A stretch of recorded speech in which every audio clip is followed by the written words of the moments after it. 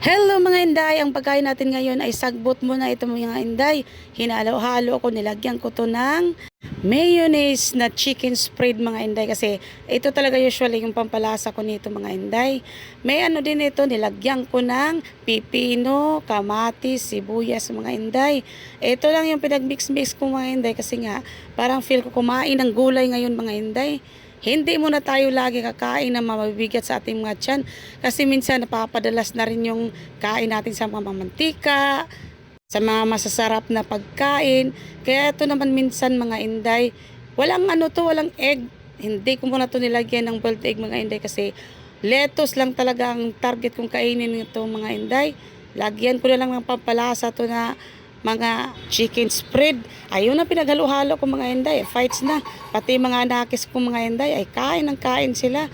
Kasi sabi ko kain kayo nito kasi the best to sa ating mga tiyan. Hindi mabigat sa ating tiyan kahit mabusog tayo sa gulay na kinakain natin ngayon. Kita mo naman no, parang makambing pag kumain mga inday.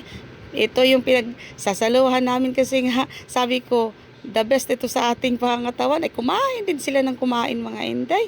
Nakikipag-agawan din sila sa akin.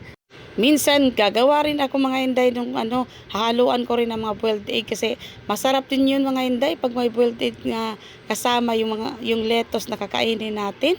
Kasi tinamad man si inday maglaga ng egg mga inday ay eto muna gulay lang muna ang sabsabon karon mga inday. Importante malasa. Nilagyan ko ng mayonnaise. Fights na to mga inday. Hindi na kailangan yung wala dyan. Ay, ang andito lang sa harapan natin, ang kakainin natin sa ngayon mga inday. Busog-busog naman din kami nito. Kahit pa puro gulay lang to nasa tiyan namin mga inday. I-try nyo din to.